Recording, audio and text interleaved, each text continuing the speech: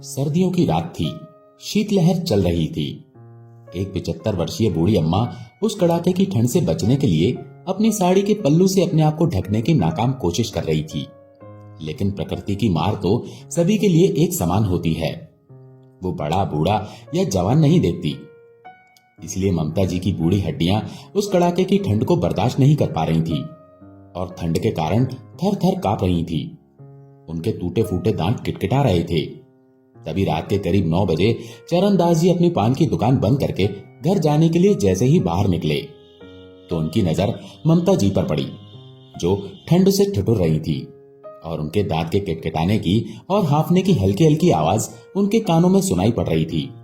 उन्होंने उनके पास जाकर देखा तो वे भौचक्के रह गए। उन्होंने शुरू में तो उन्हें नहीं पहचाना, लेकिन जैसे ही ममता जी से बातचीत की, धीरे धीरे बातचीत के माध्यम से उन्हें पता चला कि वो कोई और नहीं बल्कि अपने कॉलेज की सबसे खूबसूरत और टॉपर रह चुकी ममता है, जिन पर हजारों लड़के अपनी जान छिड़कते थे। लेकिन ममता जी उन्हें घास भी नहीं डालती थी। एक दौर चरणदास और ममता जी का भी था, लेकिन ममता जी ने अपनी पढ़ाई को सर्वोपरि रखा और सबको पीछे छोड़कर अपने माँ बाप की इज्जत को बनाए रखा। वो सारा दृश्य 1 सेकंड के अंदर चरणदास जी की आंखों के सामने घूम गया। फिर उन्होंने ममता जी से कहा, ममता जी, आप यहाँ इतनी रात गए, वो भी इतनी ठंड में बिना स्वेटर शॉल के क्या कर रही हैं? किसका इंतजार कर रही हैं? क्या आप रास्ता भटक गई हैं या फिर किसी के साथ आई हैं? ममता जी अपनी साड़ी का पल्लू समेटे हुए, सकुचाए हुए गंभीर मुद्रा में डरी सहमी सी चाहकर भी कुछ नहीं बोल पा रही थी। केवल उनकी आंखों से झरझर आंसू बह रहे थे। वो कुछ बोलने को हुई तो उनके होंठ कांपने लगे। चरणदास जी समझ गए कि ममता जी बहुत सदमे में हैं। इसलिए उन्होंने अपना कोट उतारा और उन्हें पहना दिया। ममता जी ने उनका विरोध किया, लेकिन चरणदास जी के बार बार कहने के बाद वे मान गईं। चरणदास जी ने उनकी हथेली को अपने हाथों से घिसकर गर्म करने की कोशिश की। तब थोड़ी देर बाद ममता जी बोली, आप रहने दीजिए, मैं ठीक हूं। मुझे इतने प्यार और अपनेपन की आदत नहीं है। जब अपने ही पराये हो गए तो किसी और से क्यों आस करूं? चरणदास जी ममता जी की ओर आश्चर्यचकित होकर देखने लगे।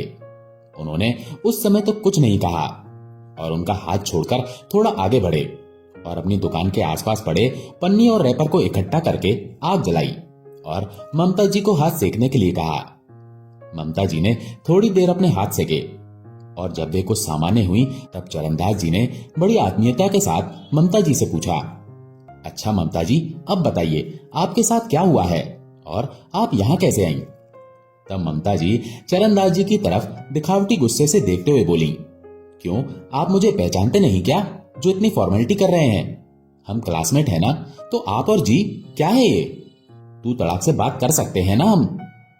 ममता जी के इतना कहते ही दोनों अपने सारे दुख भुलाकर हंस पड़े। तभी चरणदास जी बोले, अच्छा बाबा, तू बता यहाँ कैसे आई? तभी ममता जी बोली, अरे मुझे शौक था यहाँ ठंड में ठिठुरने का। फिर दोनों ठहाका मारकर हंस पड़े। इस प्रकार दोनों ने इधर उधर की बातें की। रात के 10 बज रहे थे और तब तक आग भी बुझने लगी।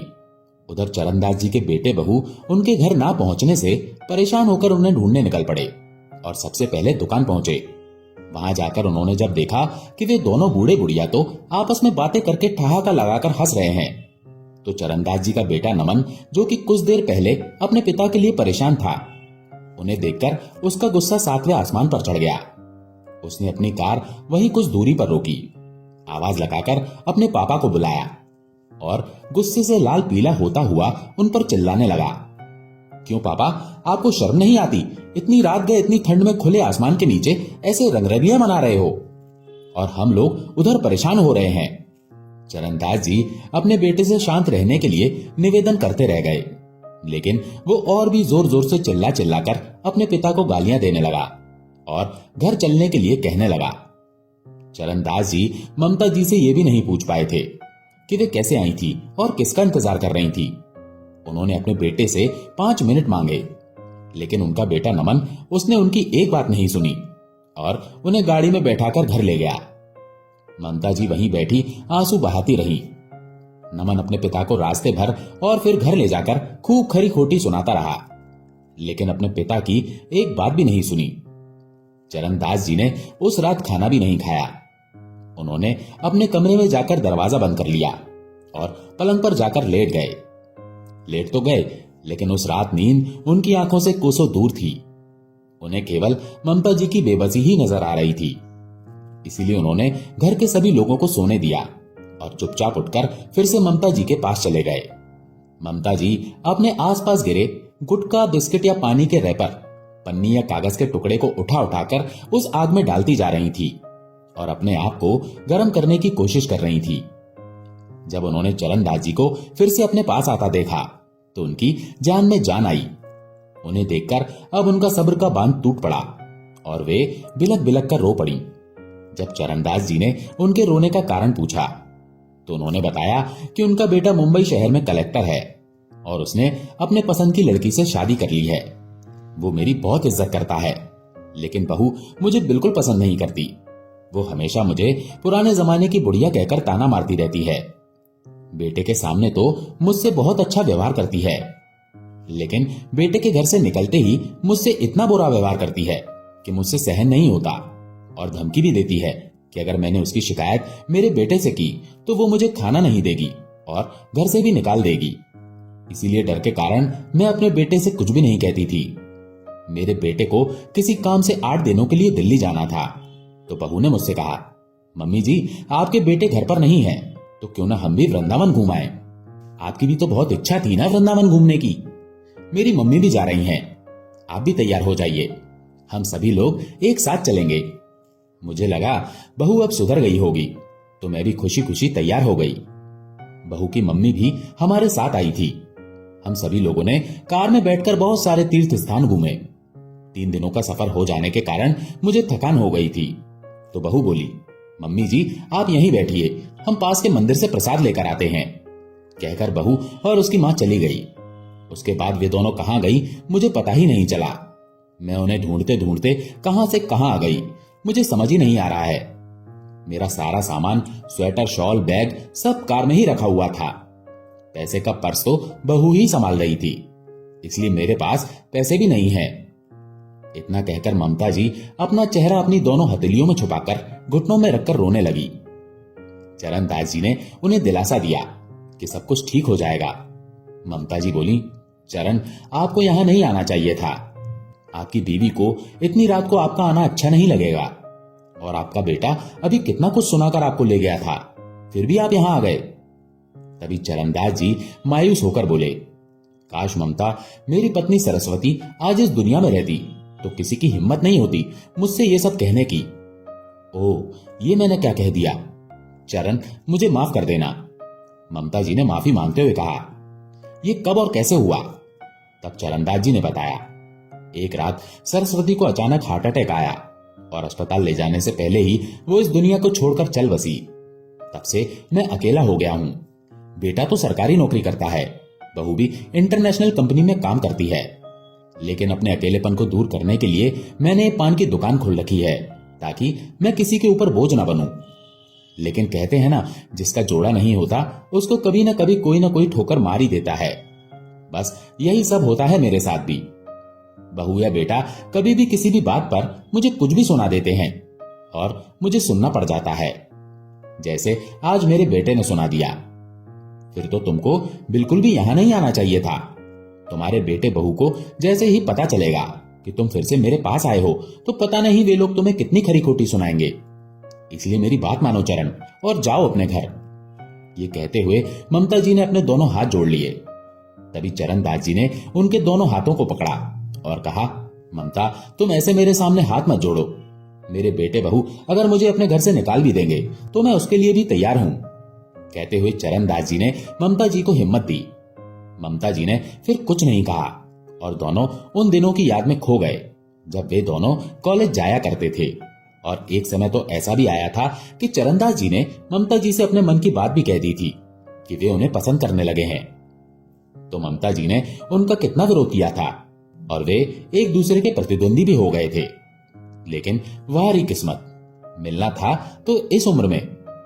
दोनों उन दिनों की बातों को याद करके कभी एक दूसरे से माफी मांगते तो कभी एक दूसरे पर ताना कसते। इस प्रकार धीरे धीरे रात का काला अंधेरा छटने लगा और सुबह की रोशनी प्रवेश करने लगी। लेकिन ममता जी और चरणदास जी के जीवन में उस दिन की सुबह दुख रूपी अंधियारी घटा लेकर उनकी सुबह को कष्टों से भर देने वाली थी। जैसे ही सुबह हुई, चरणदास जी के बेटे बहू ने देखा कि घर पर उनके पापा नहीं हैं, तो उन्हें लगा कहीं टहलने के लिए गए होंगे। लेकिन जब दोनों बेटे बहू के ड्यूटी जाने का समय हो गया, फिर भी जब चरणदास जी नहीं आए तो उन्होंने घर की चाबी को पड़ोस में दे दिया और अपने अपने दफ्तर के लिए चले गए। लेकिन चरणदास जी ने ना ही उस दिन दुकान खोली और ना ही घर पर आए। जब बहू घर पर आई तो देखा पापा जी तो घर पर नहीं आए। तभी उनका बेटा भी घर आ गया। फिर भी चरणदास जी घर नहीं पहुंचे। इंतजार करते करते रात हो गई। कुछ देर बाद चरणदास जी ममता जी को लेकर अपने घर पहुंचे। चरणदास जी के साथ उसी बुढ़िया को देखकर उनके बेटे नमन का गुस्सा तो 7वें आसमान पर हो गया। वो मारे क्रोध के अपने पापा को खूब खरी खोटी सुनाने लगा। क्यों रे बुड्ढे, रात में प्यार से समझाया था, तब भी तुझे बात समझ में नहीं आई क्या? तूने उम्र देखी है अपनी? पोते पोती खिलाने की उम्र में इस बुढ़िया के साथ रंगरलिया मना रहा है। अपनी इज्जत की परवाह तो तुझे है नहीं, अब हमारी इज्जत को भी बेच खाने में लगा है। चल निकल जा अभी के अभी मेरे घर से इस बुढ़िया को लेकर। बच्चों को माँ बाप समझाते हैं, ना कि बच्चे माँ बाप को। निर्लज कहीं के। कहकर नमन ने चरणदास जी को मारने के लिए जैसे ही हाथ उठाया, ममता जी ने पूरे जोश के साथ आगे बढ़कर उसका हाथ रोक लिया और कहा, अरे ये तुम क्या करने जा रहे हो बेटा? माता पिता भगवान समान होते हैं और तुम उसी भगवान पर हाथ उठा रहे हो। क्या तुम्हें यही संस्कार मिले हैं? वैसे तो ये तुम्हारे परिवार के बीच की बात है, लेकिन यहां मेरे कारण बात का बतंगड़ बन रहा है, इसीलिए मुझे बीच में बोलना पड़ रहा है। बेटा, एक बार तो तुम अपने पापा की बात सुन लो। किताबों में तो तुमने एक से बढ़कर एक अच्छी बातें पढ़ी होंगी, लेकिन उन्हें सिर्फ पढ़ना ही नहीं चाहिए बेटा, उन्हें अपने जीवन में भी उतारना चाहिए। तभी उस पढ़ाई का कुछ महत्व होता है, वरना ऐसी पढ़ाई का कोई महत्व नहीं। ममता जी की बातें सुनकर बहू जो अब तक चुप खड़ी थी, वो भी भड़क उठी और बोली, अच्छा आप हमें तो मान सम्मान और अच्छाई का पाठ पढ़ा रही हो, लेकिन क्या आपने नहीं पढ़ा किसी किताब में कि जिस उम्र में भगवान का भजन करना चाहिए, उस उम्र में आप नए उम्र के छोरे छोरियों की तरह गुल खिला रही हो? तो आप लोगों के लिए कोई मर्यादा लागू नहीं होती क्या? ममता जी कुछ बोलने ही वाली थी कि तभी नमन ने कहा, तुम दोनों अभी के अभी मेरे घर से निकल जाओ, मैं तुम दोनों के मुंह से एक शब्द भी नहीं सुनना चाहता। उसने जबरदस्ती अपने पिता और ममता जी को अपने घर से बाहर निकाल दिया। रात के अंधेरे में कहां जाएं, उन्हें कुछ समझ में नहीं आ रहा था। चरणदास जी ठहरे इज्जतदार आदमी, इसीलिए उन्होंने अपने किसी आस पड़ोस वाले से भी मदद नहीं ली। ममता जी बार बार उनसे कहती रह गईं कि मेरे कारण तुम परेशान ना हो, कम से कम तुम तो अपने घर में चैन से रहो। मेरे नसीब में जो होना होगा मैं देख लूंगी।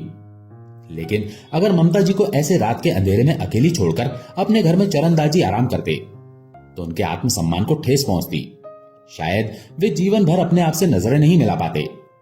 इसीलिए सुख हो या दुख, निकल पड़े एक बेसहारा अबला नारी की मदद करने उन्हीं के साथ। उन्होंने अपने सुख दुख के बारे में एक बार भी नहीं सोचा और धीरे धीरे चलते चलते वे बस स्टैंड तक पहुंच गए।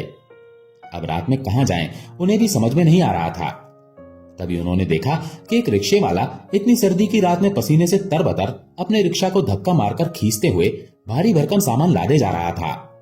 उसने चरणदास जी को देखा और रोते हुए उनके पैर छुए और उन्हें बताया कि उसकी पत्नी की तबीयत बहुत ही सीरियस है और कंपनी का मालिक कह रहा है कि पहले सामान पहुंचाओ तभी पैसे देगा। अगर पैसे नहीं मिले तो उसकी पत्नी की जान भी जा सकती है। चरणदास जी को उस पर दया आ गई और उन्होंने उसके रिक्शे को पीछे से धक्का देना शुरू कर दिया। ममता जी भी उनके साथ साथ चलती रहीं और वो रिक्शे वाला जल्दी जल्दी रिक्शे को चलाकर फैक्ट्री तक लेकर गया और सामान उतारकर फैक्ट्री के मालिक से पैसे मांगने गया। तो वहां के गार्ड ने बताया कि तुम थोड़ा लेट हो गए, मालिक तो चले गए। अब वो रिक्शे वाला बहुत परेशान हो गया। उसने चरणदास जी से कहा, मालिक इस रिक्शे को 500 रुपए में आप ही रख लो। चरणदास जी के पास केवल 500 रुपए ही थे, तो उन्होंने वो 500 रुपए उस रिक्शे वाले को दिए और कहा, नहीं बेटा, जब तुम्हारे पास 500 रुपए हो जाएं, तो तुम अपना रिक्शा ले जाना। तब तक तुम ये समझ लेना कि तुम्हारा ये रिक्शा मेरे पास अमानत के रूप में है। रिक्शे वाला मदन चरणदास जी से 500 रुपए लेकर खुश होकर अपने घर चला गया। इधर चरणदास जी और ममता जी ने उसी रिक्शे में बैठकर जैसे तैसे रात बिताई। चरणदास जी ने सोच लिया था कि सुबह होते ही वे उसी रिक्शे से वापस अपनी दुकान जाएंगे और ममता जी के लिए किराए का मकान देख लेंगे जिसमें उन्हें रखेंगे। दुकान से जो भी आमदनी होगी उतने में ममता जी और उनका खर्च आराम से चल जाएगा। लेकिन इंसान जैसा सोचता है जरूरी नहीं कि उसके साथ वैसा ही हो। चरणदास जी जैसे ही अपनी दुकान के पास पहुंचे, दुकान पहले से ही खुली हुई थी और उसमें कोई दूसरा आदमी बैठा हुआ था। चरणदास जी ने उससे पूछा, तुम कौन हो भाई और मेरी दुकान में तुम क्या कर रहे हो? वो आदमी मुस्कुराया और बोला, भाई साहब अब ये मेरी दुकान है, ये देखिए एग्रीमेंट के पेपर। आपके बेटे ने रातों रात ये दुकान मुझे बेच दी है। चरणदास जी ने जब वो पेपर पढ़ा तो उनकी आंखों के सामने अंधेरा छाने लगा। वे चक्कर खाकर गिरने ही वाले थे कि ममता जी ने उन्हें संभाल लिया। फिर उसी दुकान से पानी लाकर उन्हें पिलाया और थोड़ी देर उन्हें वहीं बिठाया। थोड़ी देर बैठने के बाद चरणदास जी ने राहत की सांस ली। फिर उन्होंने इस बारे में अपने बेटे से बात करने की सोची और ममता जी के साथ फिर से अपने घर गए और कहा, बेटा नमन, तेरी हिम्मत कैसे हुई मेरी दुकान को रातों रात बेचने की? उस दुकान को तो मैंने अपने पैसों से खरीदा था, फिर तुझे किसने हक दिया उसे बेचने का? नमन खिसियानी आवाज में बोला, बेशरम आदमी, अब मुझे ये मत समझाओ कि मुझे क्या करना चाहिए और क्या नहीं। मुझे जो अच्छा लगा मैंने वही किया। अब आपको आपके सवाल का जवाब शायद मिल गया हो तो कृपा करके यहां से इस बुढ़िया को लेकर चले जाइए। चरणदास जी ने कहा, ठीक है बेटा, तेरी ये इच्छा है ना तो यही सही, लेकिन इतनी कड़ाके की ठंड है बेटा, मेरे कपड़े और शॉल तो ले लेने दो, फिर मैं यहां से हमेशा के लिए चला जाऊंगा। क्यों क्यों चाहिए आपको कपड़े और शॉल? आपको तो बहुत शौक है ना ठंड में घूमने का। लगता है आपकी जवानी वापस लौट आई है। मां के जाने का गम तो आपको रत्ती भर भी नहीं है, बल्कि आप तो मनी मन खुश हो रहे होंगे कि अच्छा ही हुआ मेरी मां मर गई, ताकि आपको अय्याशियां करने को मिल रहा है। अभी के अभी निकल जाइए मेरे घर से, वरना पता नहीं मैं क्या कर दूंगा, या फिर मेरे मुंह से कुछ ऐसा निकल जाएगा जो शायद आपके और मेरे लिए भी बर्दाश्त के बाहर हो जाए।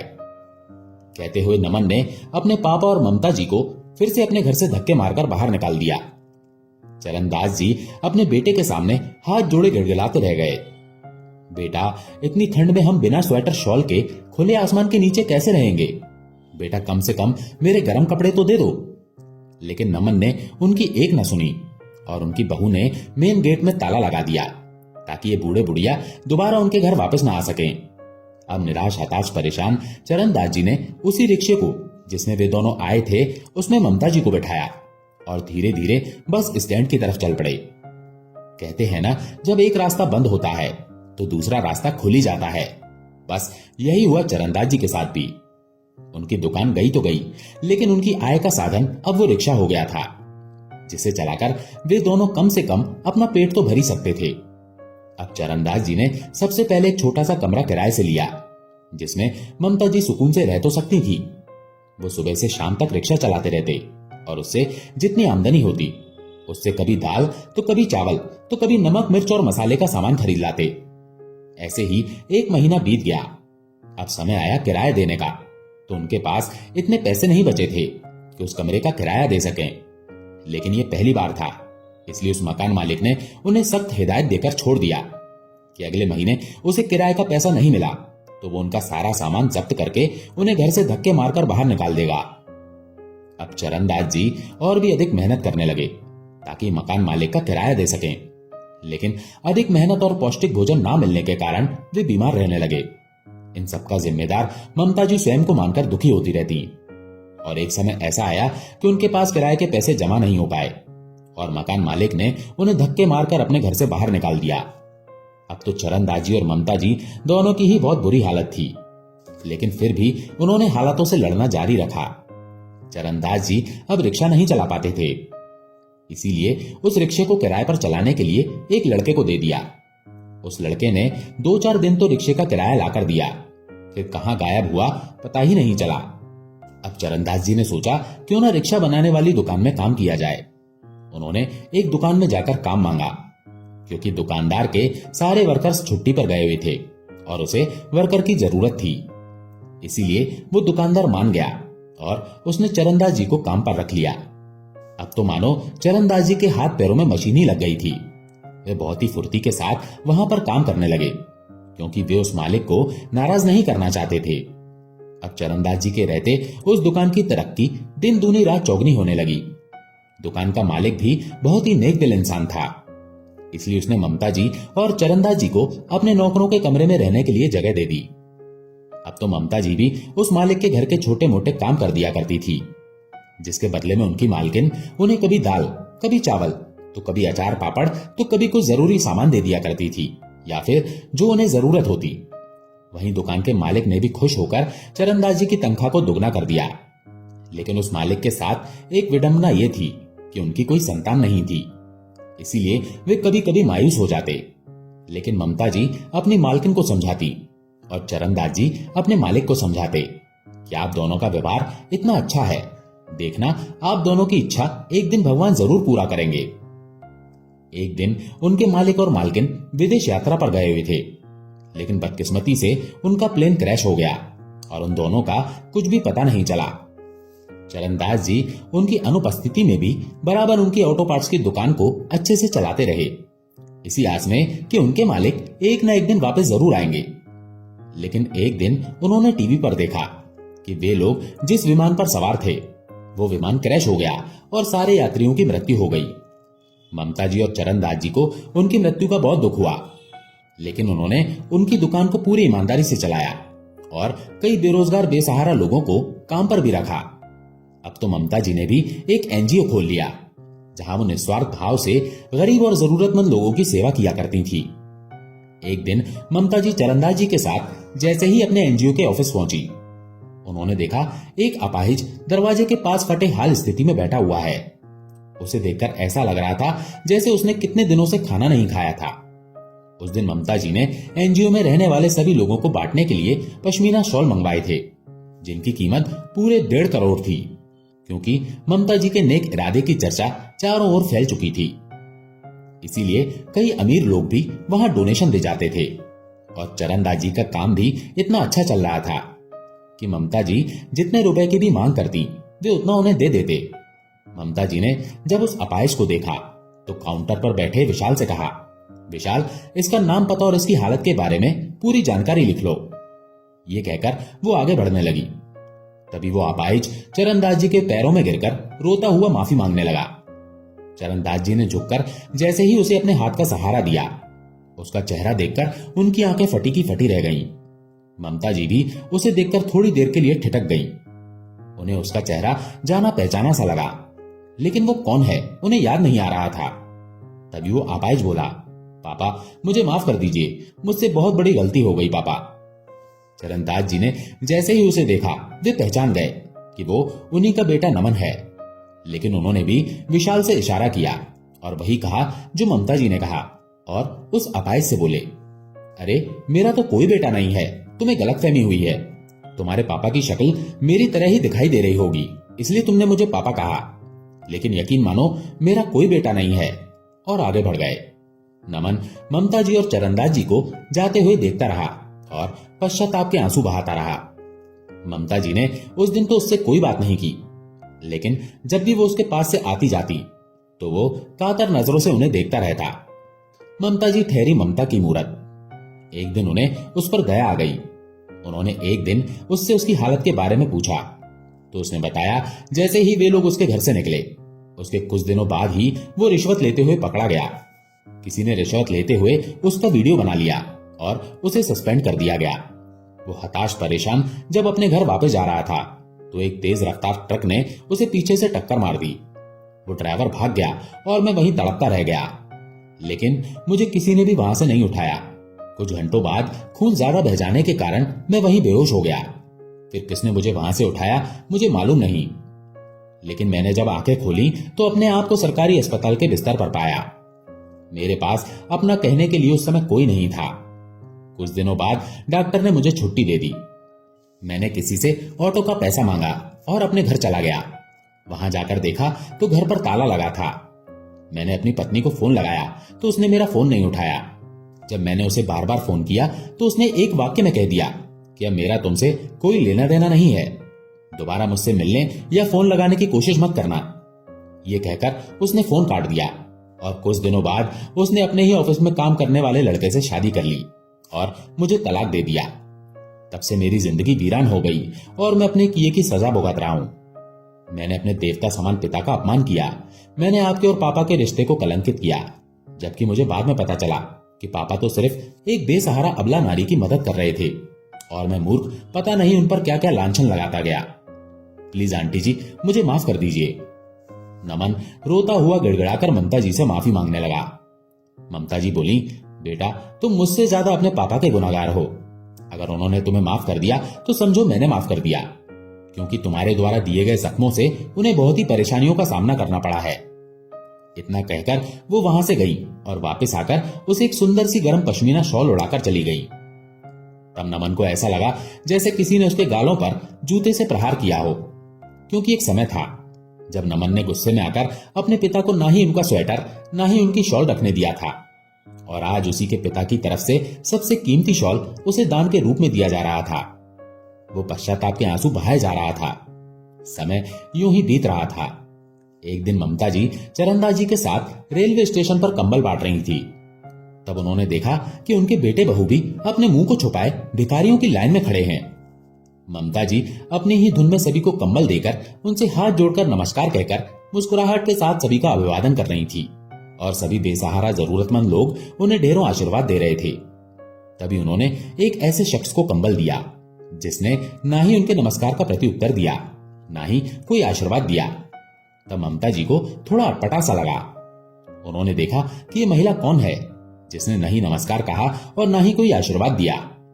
तब उन्हें समझ में आया कि फटे हाल मैले कुचैले कपड़ों में बिखरे बालों के साथ उनकी बहू उन्हें अपने घूंघट के अंदर से निहार रही थी। सभी लोग उसे पागल पागल कहकर पत्थर से मारते थे, लेकिन आज वो शांत हो गई थी और उसने चुपचाप ममता जी से कंबल ले लिया और एक कोने में जाकर बैठ गई। पीछे उनका बेटा भी उसी हालत में था, वो भी पागलों के वेश में था। उसने भी एक फटे हुए स्कार्फ से अपना चेहरा ढक रखा था। वो भी ममता जी को निहारे जा रहा था। अपने बेटा बहू की ऐसी हालत देखकर ममता जी की आंखों में आंसू आ गए, लेकिन उन्होंने उस समय कुछ नहीं कहा और आगे बढ़ गईं।